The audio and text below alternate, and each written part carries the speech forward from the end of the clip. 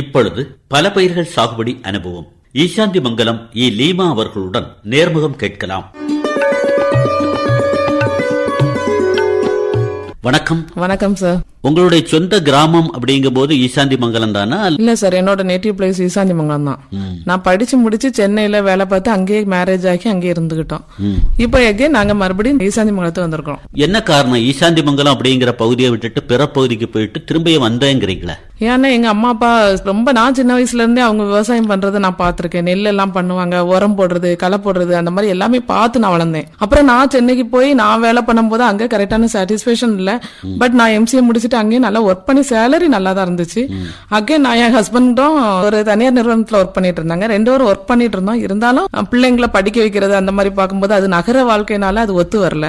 நகர வாழ்க்கை அப்படின்னு நீங்க சொல்றத பார்த்தா உங்க கிராமத்துல ஒரு பசுமையை பார்த்து செழிப்பை பார்த்து அப்படியே இயற்கை ரீதியா வளர்ந்ததனுடைய நேர் மாற்றமா அந்த பகுதி இருந்திருக்கும் போல இல்ல? ஆமா சார், அங்க தண்ணிக்கு காசு கொடுக்கணும், ஒவ்வொன்னுக்குமே காசு கொடுத்துதான் வாங்க முடியும். ஆனா நம்ம ஊர்ல பாத்தீங்கன்னா தண்ணி எங்க பார்த்தாலும் தண்ணி பசுமையா இருக்கும், எல்லாத்தையும் பார்க்க அப்படி ஒரு மனசுக்கு குளுமையா நிறைவா இருக்கும். சரி, அதனால அங்க இருந்து வேலை செய்துட்டு ஒவ்வொரு தடவையும் ஊருக்கு வரும்போது நம்மளும் ஒரு விவசாயம் பண்ணி இந்த ஊர்ல செட்டில் ஆகணும், இந்த ஊர்ல ஒரு பெரிய வீடு போட்டு நம்மளும் இங்கே இருக்கணும், அப்படி ரொம்ப நாள் நாங்க யோசிச்சது உண்டு. இப்போ அதனால எங்க ஹஸ்பண்ட கூட்டிட்டு நம்ம விவசாயம் நம்ம இடத்துல போய் நம்மளாட்டே பண்ணி பார்ப்போம்னு சொல்லிட்டு வந்திருக்கிறோம். ஒரு மன அழுத்தம் அப்படிங்கிற நிலை உங்களை மன அமைதிக்காக விவசாய பக்கம் திருப்பி இருக்குன்னு சொல்லலாமா? ஆமா சார், நிச்சயமா சொல்லலாம். அதுவும் இல்லாம நம்ம தயாரிச்சு நம்ம தின்றதுங்கிறது ரொம்ப ஒரு இன்ட்ரெஸ்டிங்கான விஷயம் சார். சரிம்மா, நினைச்ச உடனே அது நடைமுறையில சாத்தியம் இல்லையே. சிறுபிள்ளை பிராயத்திலேயே பார்த்து பார்த்து செய்த அனுபவமா? அப்பா அம்மா அந்த மாதிரி உங்களுக்கு என்ன ஒரு வழிகாட்டினாங்க? எங்க அப்பா அம்மா பாத்தீங்கன்னா சின்ன வயசுல இருந்தே அவங்க உள்றது, நம்ம வயலுன்னு சொல்லும் போது அந்த சேட்ல, ஆமா சார், சேட்ல இறங்குறது, இப்பவும் வயல்ல போய் தண்ணி அடைக்கிறது, கொத்துறது, புல்லு புடுங்கிறது, அந்த மாதிரி இன்ட்ரெஸ்டா எல்லாமே செய்வேன். ஒரு வேலை கூட அடுத்தவங்க பண்ணணும் அப்படின்னு நினைக்க மாட்டேன். நானா போய் செய்து இன்ட்ரெஸ்டா அதை இது பண்ணுவேன் சார். அம்மா சொல்லி தந்த பாடம் அப்படின்னு சொன்னா வேளாண் ரீதியா என்ன சொல்லி தந்தாங்க? நம்ம உழைச்சி நம்ம இதுல நம்மளே நிக்கணும் சார். எல்லாமே நம்ம செய்துக்கணும். உரம் போடுறாங்க இப்பெல்லாம். நான் வளர்க்குறேன் கத்திரிக்காய், எல்லாமே என்னோட ஓனா வளர்க்கணும் அப்படி சொல்லிட்டு எல்லாமே வச்சிருக்கேன். தோட்டத்தை பாத்தீங்கன்னா கொய்யால இருந்து சப்போட்டால இருந்து தென்னை, எல்லா வெரைட்டியான பழங்கள் காய்கறி எல்லாம் பயிரிட்டு இருக்கேன். ஆனா எல்லாத்துக்குமே நானே உரம் தயாரிச்சு அந்த மாதிரி போடணும் அப்படி சொல்லிட்டு இயற்கை உரம் எப்படி பண்ணலாம் அப்படி சொல்லிட்டு நான் ஒவ்வொன்னா சர்ச் பண்ணி பண்ணுவேன். இப்ப மீன் அமிலம் தயாரிச்சு ஒன்னொருக்கம் ஊத்திட்டு இருக்கேன். அதெல்லாம் நல்ல சக்சஸா போகுது சார். சரி, இந்த மாதிரியான நடைமுறை இருந்தாலும் கூட காசு அப்படிங்கிறது வாழ்க்கையை ஓட்டுறதுக்கு ரொம்ப முக்கியமான. நீங்க வேற சொல்றீங்க நானும் கணவரும் சென்னையில பணிபுரிஞ்சோம், ஆனா பணம் அப்படிங்கிறது நிறைய வரும், மன நிம்மதி இல்லங்கிறீங்களே. உங்க மன நிம்மதி கிடைச்சாலும் கூட வாழ்க்கையை ஓட்டுற மாதிரி பணம் வேணுமே, அதுக்கு இப்ப என்ன பண்றீங்க? இங்கே நம்ம கரெக்ட் ஆகுதுல்ல சார். நம்ம வேலை செய்யறோம், செடிக்கு எல்லாம் தண்ணி விட்டு அதுல உள்ள காய்கறி எடுத்து அன்னன்னைக்கு நம்மளுக்கு செலவெல்லாம் போயிரும். அப்புறம் கொஞ்சம் அவங்க ஆட்டோ ஓட்டுறாங்க, அதுல உள்ள காசு வரும்.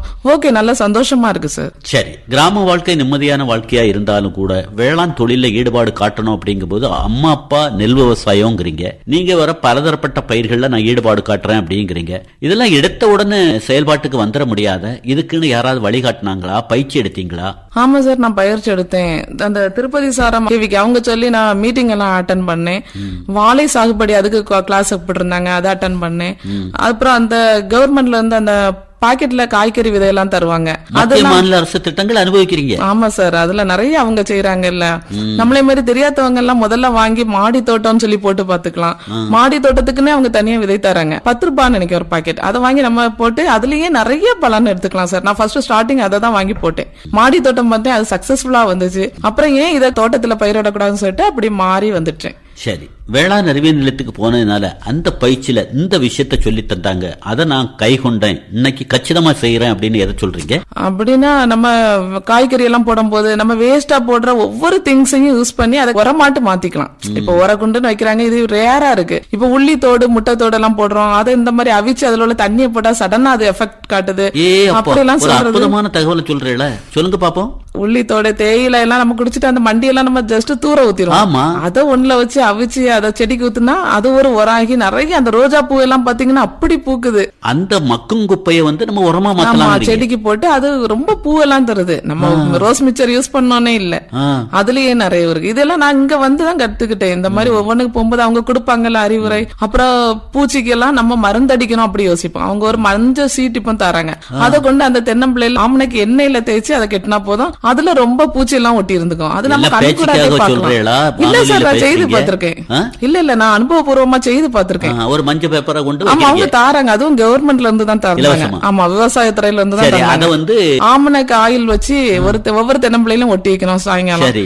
அடுத்த நாள் போய் பாத்தீங்கன்னா அதுல கண்கூடா தெரியும், வெள்ளை வெள்ளை பூச்சியா ஒட்டி இருக்கும் அந்த பேப்பர்ல. அப்ப அப்ப நம்ம தென்னம்பிள்ளைய பாதிக்கக்கூடிய வெள்ளை சுருளியே அப்படிங்கறது கட்டுப்பாட்டுக்கு கொண்டு வரது இந்த நுட்பம் சொல்லி தந்திருக்காங்க. ஆமா, அது சொல்லி எல்லாத்துக்கும் கொடுக்குறாங்க. அதை யூஸ் பண்ணி பார்த்தா நல்ல ஒரு சக்சஸ்ஃபுல்லா தான் இருக்கு. அப்ப உங்களுடைய பயிர்கள் ஈடுபாடு அப்படின்னு சொல்றது வந்து தென்னை மரத்துக்கு இடையில ஊடு பயிராட்டா தனி பயிராட்டம் போட்டிருக்கலாம்? ஊடு பயிராட்டம் போட்டிருக்கேன், தனி பயிராட்டம் போட்டிருக்கேன், மாடி தோட்டம் எல்லாத்துலயுமே நான் போட்டிருக்கேன் சார். ஈசாந்தி மங்கலம் பகுதியில வந்து உங்க பேரை சொல்லி இவங்களுடைய வீடு எங்க இருக்கு அப்படின்னு கேட்டா ஒரு பசுமையான வீடு பசுமையான தோற்றத்துல இருக்கும் அப்படின்னு கை காட்டுவாங்க. ஆமா சார், நிச்சயமா காட்டுவாங்க. என்ன பார்த்து நிறைய பேர் இப்ப எல்லாரும் போடுறாங்க சார். மாடி தோட்டம் எல்லாம் போட்டு எல்லாரும் சக்சஸ்ஃபுல்லா போகுது எல்லாத்தையும். இருந்தாலும் உங்களுடைய பழைய தோழிகள் உங்களை பார்க்கும்போது என்னம்மா நல்ல ஒரு வேலையை தொலைச்சிட்டு இங்க வந்து இப்படி கஷ்டப்படுறிய அப்படிங்கிறாங்களா, அல்லது உங்களை வந்து பாராட்டுறாங்களா, நான் நல்லா இருக்கிறேன் அப்படிங்கிற திடகாத்திரமான நம்பிக்கையை அவங்கள்ட்ட வெளிப்படுத்துறீங்களா? இல்ல சார், அவங்களும் என்னை மாதிரியே ஆகணும்னு தான் ஆசைப்படுறாங்க. பிகாஸ் இதை வந்து பார்த்துட்டு இதே மாதிரி நானும் செய்து பிள்ளைங்க கூட டைம் ஸ்பெண்ட் பண்ணிக்கலாம், காய்கறி நம்மளாட்டே வச்சுக்கலாம், நம்மளுக்கு தேவையானது நம்மளே எடுத்துக்கலாம். அவங்களும் அதை தான் சார் விரும்புறாங்க. திடகாத்திரமா அருமையான தகவல்களை சொல்றாங்களே, நான் போட்ட காய்கறிகள் ஒன்னொன்னு செழிப்ப கொடுக்குதுன்னு சொல்றாங்களே, இதுக்காக அவங்க ஆரம்பத்துல என்ன மாதிரியான ஒரு நடவு முறையை கையாண்டிருப்பாங்க, அந்த உரக்கலவை அப்படிங்கிறது என்ன மாதிரி ஏற்பாடு செய்திருப்பாங்க, அதை ஒண்ணு சொன்னா நம்மளும் அதே முறையில நட்டு மகசூல் அள்ளி எடுக்கலாமேன்னு நினைக்கிறாங்கன்னா பதில் தரலாமா? ஆமா சார், சொல்லலாம். நான் எப்பவுமே அதுக்கு மூடு வந்து ரொம்ப டைட் ஆகாம கொத்தி கொத்தி விட்டுக்குவேன் சார். அந்த மூடு வந்து ரொம்ப டைட் ஆச்சுன்னா அது ஹார்ட் ஆயிரும். அப்புறம் 2 டைம் தண்ணி விடுவேன், காலையில ஒரு தடவை, அப்புறம் ஈவினிங் அந்த வெயில் எல்லாம் போன உடனே ஒரு தடவை. நிறைய விடாட்டிலும் கொஞ்சம் கொஞ்சம் விட்டுக்குவேன் செடிக்கு. தெளிச்சு அந்த மூடு நனைகிற அளவு விட்டுக்குவேன் சார். சரி. அப்புறம் என்ன செய்வேன்னா மீன் அமிலம் நானாட்டே தயாரிச்சு அந்த உரக்கலவைக்கு என்ன பண்றீங்க? மீன் அமிலம் தயாரிக்கேன் சார். அடிமட்டத்துல முதல்ல செடி வைக்கும் போது உரக்கலவை வேணும். அதுக்கு நான் கொஞ்சோண்டு சாணி எல்லாம் அங்கங்க கிடக்கும்ல சார், அந்த இது குப்பை நம்ம வீட்டுல உள்ள அந்த கழிவு எல்லாம் ஒரு குண்டு மாதிரி போட்டு அதுல போட்டு வச்சுக்குவேன் சார், ஒதுக்கி வச்சுக்குவேன், அதை போட்டு நட்டுக்குவேன். அதுல மட்டும் வீட்டுக்கு பின்னால ஒரு குப்பை கூலமா இருந்த நிலைகள் இன்னைக்கு சுத்தப்படுத்தப்பட்டு சுற்றுப்புற சூழல் பாதுகாப்புக்கும் வழிவகுக்கிறீங்க. ஆமா சார், உண்மையாட்டே தான். சரி, அந்த மாதிரி கலவையை உருவாக்கி உடனடியாட்டே செடியை வச்சிருவீங்களா இல்ல விதைகளை போடுவீங்களா? இல்ல சார், ஃபர்ஸ்ட் விதையை போட்டு அது முளைச்சு வரும்ல, அதுல சரியான கேப் ஃபார்ம் பண்ணி நட்டுக்குவேன் நான் எல்லாமே. சரி, அதுக்கு வளர்ந்து வரும்போது அதுக்கு ஏதாவது உயிரோட்டம் கொடுக்க மாதிரி ஏதாவது உரங்கள் ஏதாவது கொடுப்பீங்களா? அப்படி அதான் சார், நான் இயற்கையா போடுறதுனால மீன் அமிலம்னு சொல்லிட்டு அந்த மீன் கழிவும் நாட்டு சக்கரையும், மீன் கழிவு 1 கிலோனா நாட்டு சக்கரை 1 கிலோ வச்சு அதை 30 நாள் ஒரு ட்ரம் வச்சு அதை மூடி வச்சுக்குவேன். அதை அன்னன்னைக்கு கலக்கி விட்டுட்டே இருப்பேன்.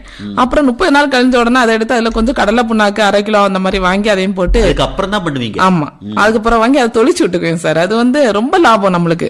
அது வந்து வளர்ச்சி ஊக்கியா அல்ல நோய் விரட்டியா பூச்சி விரட்டியா?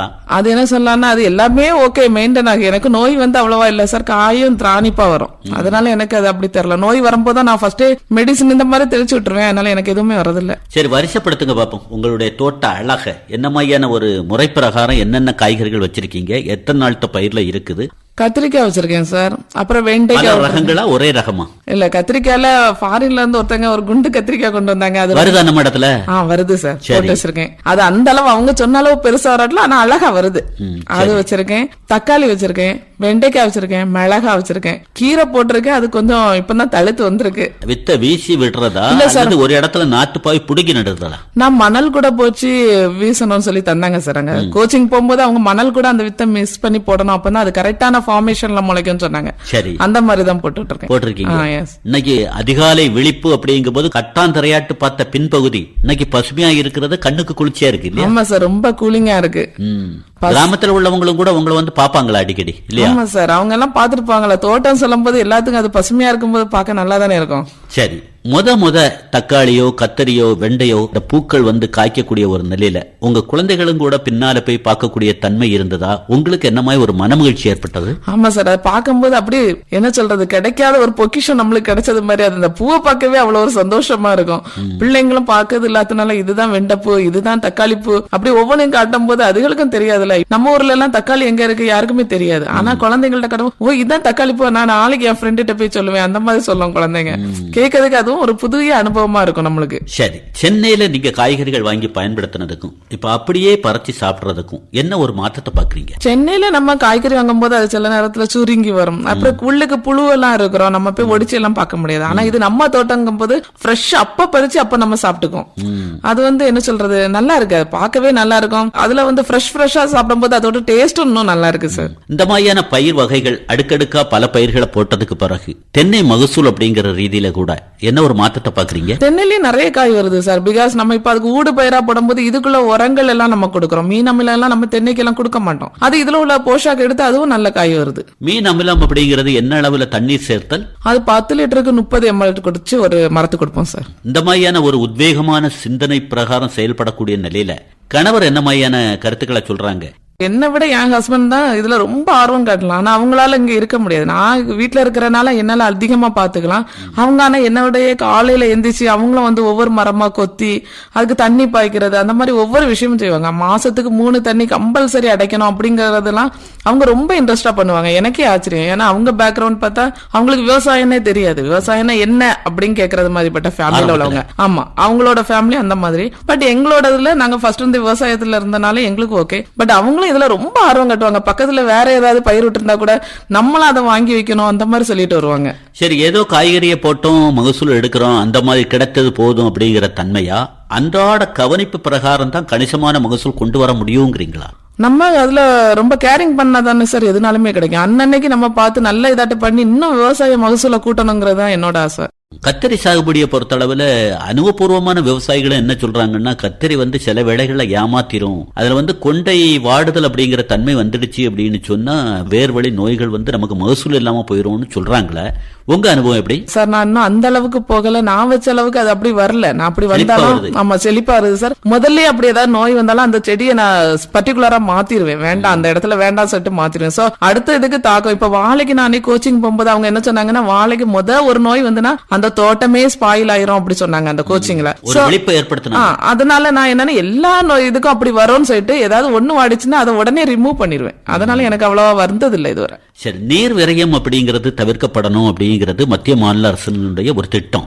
அந்த அடிப்படையில தேவையற்ற முறையில நீர் விரயம் அப்படிங்கிற மாதிரியான தன்மையில இருக்கீங்களா? நீர் மேலாண்மையை பொறுத்தளவில் என்ன நுட்பத்தை கையாளுறீங்க எல்லா செடிகளுக்கும்? சார் நான் எல்லாத்துக்குமே சொன்னேன்ல சார், நிறைய தண்ணி வேஸ்ட் ஆக்குறது மாதிரி எல்லாம் நான் விட மாட்டேன். அதுக்கு எவ்வளவு தேவையோ காலையிலன்னா கொஞ்சம் எல்லாத்துக்குமே தொளிச்சு விட்டுக்குவேன். அப்புறம் அது வாடும், வெயில்ல அது கொஞ்சம் வாடின மாதிரி இருக்கும். மறுபடியும் ஈவினிங் போய் கொஞ்சம் தொளிச்சு வச்சுக்குவேன். அதனால நிறைய தண்ணி வேஸ்ட் ஆகும் சொல்ல முடியாது. சரி, இப்போ தன்னுடைய தேவை அப்படிங்கிற நிலையில இருக்கீங்களா, அல்லது விற்பனை அப்படிங்கிற ரீதியில என் கணவர் பல கிராமங்கள்லயும் கொண்டு கொடுக்கறாங்க, அல்லது நாங்க கொடுக்க வேண்டிய அவசியமே இல்ல வீட்டுக்கே வாங்கிட்டு போயிடுறாங்க, அன்றாடம் இவ்வளவு ரூபாய் சம்பாத்தியம் இருக்குதுன்னு சொல்றீங்களா? ஆமா சார், நான் அன்னைக்கு நம்ம பறிக்கும் போதே அதோட அந்த தெருவுல எல்லாம் போறவங்க பார்த்து அந்த காய்கறி உடனே வாங்கிடுவாங்க. எனக்கு அதை இதை தந்துட்டு இப்போ ஒரு சக்கை எக்ஸாம்பிள் ஒரு சக்கை எடுத்தாலுமே 50 ரூபா அப்படி வாங்கிட்டு போயிறாங்க. நம்ம வைக்கும் போது சந்தைக்கு போகணுங்கிற அவசியமே இல்ல. அதை மீது இருந்தா அப்டா அந்த மாதிரி கொண்டு கொடுத்துருவோம். இந்த மாதிரியான நடைமுறை இருந்தாலும் கூட சார், நான் ஆசையா சில செடிகளை வச்சேன் சார், பூச்செடிகளை வச்சேன், ஏமாந்த நிலைகளும் இருக்குது சார் அப்படின்னு எந்த செடி? அந்த மாதிரி இன்னும் நான் அனுபவப்படல சார். ஏன்னா நான் இப்பதான் அவங்கள்ட்ட ஒவ்வொரு கோச்சிங்கா போய் அதை கரெக்டா அவங்க சொல்றபடி செய்துட்டு இருக்கனால எனக்கு இன்னும் ஃபெயிலியர் லைன் வரல. அப்ப குமரி மாவட்ட அளவுல ஏதாவது பயிற்சி தளம் அப்படின்னு இருக்குன்னா அங்க லீமாக்கு ஒரு இடம் இருக்கும் போலுக்க? ஆமா சார், கம்பல்சரி இருப்பேன். அவங்க கூப்பிடும் போது எங்கனாலுமே நான் கம்பல்சரி போய் அதை அட்டன் பண்ணி எல்லாமே செய்துக்கணுங்கிற ஒரு ஆவலோடு எதிர்பார்த்துட்டு இருக்கேன் சார். பூச்சிகள் நோய்கள் அப்படிங்கிறது எந்த செடியை கூடுதலா தாக்குற மாதிரி உங்களுடைய அனுபவ பிரகாரம் தெரிஞ்சுக்கிட்டீங்க? வாழை கொஞ்சம் இதுவாகுன்னு சொன்னாங்க சார். வாழை, அப்புறம் கத்திரிக்காயிலையும் அந்த புழு நோய் அட்டாக் ஆகுது, வெண்டைக்காயிலையும் ஆகுது. வெண்டையிலையும் வருது? ஆமா வருது. அதெல்லாம் முன்னெச்சரிக்கையா செயல்படுறேன். ஆமா, அது கொஞ்சம் வந்த உடனே எடுத்துருவேன்னு சொன்னேன். மேலுரம் அப்படிங்கிற அடிப்படையில மீன் அமினோ அமிலம் அப்படிங்கிற தன்மையில தான் நீங்க அதை தெளிச்சு விடுறீங்களா, அல்லது அடுத்த உரம் அப்படிங்கிற அடிப்படையில இயற்கை ரீதியா சாணம் மண்புழு உரம் இதெல்லாம் பயன்படுத்துறேன் மேலோட்டமா அப்படின்னு சொல்றீங்களா? நான் ரெண்டுமே யூஸ் பண்ணுவேன் சார். போடுறீங்க சாணியை நம்ம காய போட்டு கொஞ்சம் பொடிச்சு அப்பப்ப போட்டுக்கிறேன். அப்புறம் மெயின் அம்லங்கிறது தயாரிச்சு ஒரு மாசத்துக்கு கொஞ்சம் தெளிச்சு அந்த மாதிரி விட்டுக்குவேன். நிறையவும் கொடுக்க மாட்டேன், மீடியமா கொடுத்து விட்டுருவேன். என்ன சொல்றாங்க உங்க கிராம மக்கள்? என்ன சொல்றாங்க உங்களை பார்க்கும்போது? ஒரு திடகாத்திரமான பெண்மணி நம்ம கிராமத்துக்கு கிடைச்சிருக்காங்க, நிறைய பேருக்கு வழிகாட்டுறாங்க, நம்ம கிராமம் இன்னைக்கு சுற்றுப்புற சூழல் பாதுகாப்புக்கு இவங்க வழிகாட்டி இருக்காங்க அப்படின்னு உங்களை பாராட்டுறாங்களா? அப்படி? ஆமா சார், என்ன பார்த்து என் பக்கத்து வீடு அடுத்த தெரு எல்லாருமே மாடி வீட்டு தோட்டம் போட்டு இதே மாதிரியே உரம் எல்லாம் வச்சு அவங்களும் நல்ல செழிப்பா கொண்டு வர தொடங்குறாங்க. இன்னும் கொஞ்சம் நல்ல கிராமமே எங்க பார்த்தாலும் பசுமையான தோட்டத்தோட காணப்படும். வாழையில என்ன ரகங்கள் வச்சிருக்கீங்க?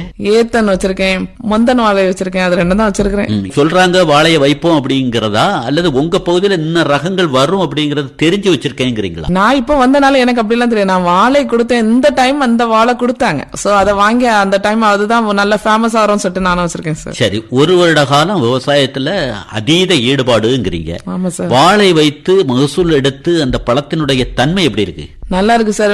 நம்ம வாங்கதை விட நம்ம வச்சு சாப்பிடுறதுங்கிறது கொஞ்சம் இன்ட்ரெஸ்டா இருக்கும்ல, அதனால டேஸ்ட் அதிகம் தானே சார். இயற்கை சாகுபடி தான் இல்லையா? ஆமா, இயற்கை. எக்காரணம் கொண்டு யாராவது யூரியாவோ பொட்டாசோ போட்டு விடுங்க அப்படின்னு சொன்னா அதெல்லாம் போட உங்களுடைய மாட்டேன் சார். நிலை எப்படி இருக்கும்? அதெல்லாம் நான் போட மாட்டேன் சார். ஏன்னா நம்ம பிள்ளைங்களுக்கு கொடுக்கறது அது எப்படி இருந்தாலும் பரவாயில்ல, இயற்கையாட்டே சாப்பிடட்டும்னு சொல்லி விட்டுட்டேன். ஆனா என்ன சிலவங்க சொல்றாங்க சொல்றாங்க, அப்படின்னா இன்னைக்கு ரசாயனம் அப்படிங்கிறது முழுமையா நம்ம வேற இருக்கணும் அப்படிங்கிற தன்மை இல்ல, ரசாயனத்தையும் கொடுக்கணுங்கிறாங்களே சில பகுதிகளில். கொடுக்கணும்னு சொல்றாங்க சார். இருந்தாலும் இப்ப மெடிசன் எல்லாம் நிறைய எடுக்கிறோம். இல்ல இந்த மாதிரி இயற்கை விவசாயத்துல அதீத ஈடுபாட்டுக்கு ஏதாவது நிகழ்வுகள் காரணமா இருக்குமா இப்படி? ஆமா சார், என் குழந்தைங்களுக்கு எல்லாம் வீசிங் இருந்துச்சு. நான் இப்ப எந்த ஒரு கெமிக்கலுமே யூஸ் பண்றது இல்ல. சிலவங்க சொல்லுவாங்க வாழைக்குள்ள பருக்கணும்னா பொட்டாஷ் கொடுங்க அப்படி எல்லாம் கொடுப்பாங்க. நானே சரி சின்னதா இருந்தாலும் பரவாயில்ல, யாருமே வாங்கட்டும், நம்ம வீட்டுல நம்மளுக்கு தெரிஞ்சவங்க வாங்கினா போதும் அப்படி சொல்லிட்டு கொடுப்பேன். இதனால பிள்ளைங்களுக்கு நோய் கூட இப்ப வரல சார். கடந்த ஒரு வருஷமா என் பிள்ளைய ஹாஸ்பிட்டல் அட்மிட்டே நான் பண்ணல. அதுக்கு முன்னாடி எல்லாம் நான் பண்ணிருக்கேன். ஆமா சார், நல்லா நிஜமாட்டே நான் பெருமையா சொல்லுவேன். ஏன்னா போன வருஷம் எல்லாம் பாத்தீங்கன்னா, ஆமா பேச்சுக்காக இல்ல, அனுபவம் மாட்டேன். நான் இதை சாட்சியாட்டு கூட எங்க ஊர்ல எல்லாம் சொன்னேன். நான் கொடுக்கும்போது போன வருஷம் எல்லாம் பாத்தீங்கன்னா நான் சென்னையில இருந்து வருவேன், ஒரு மாசத்துக்கு ஒரு 2 மாசத்துக்கு ஒரு தடவையாவது நான் ஹாஸ்பிட்டல் அட்மிட் பண்ணிட்டு வந்தேன். ஆனா போன வருஷம் நான் பண்ணவே இல்ல.